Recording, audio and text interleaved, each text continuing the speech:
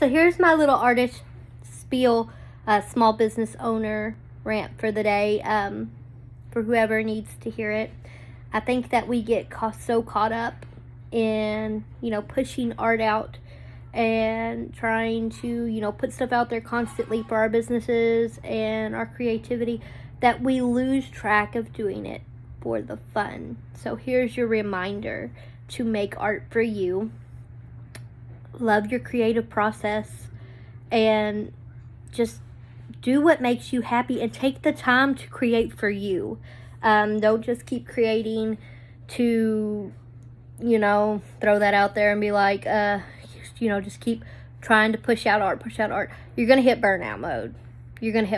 And that's not good for you. So take a mental health day, take a creative sabbatical, whatever you got to do, and make art for you, because that's what matters, is that you love your art, you love what you're doing, and you're not burning yourself out. So make art for you.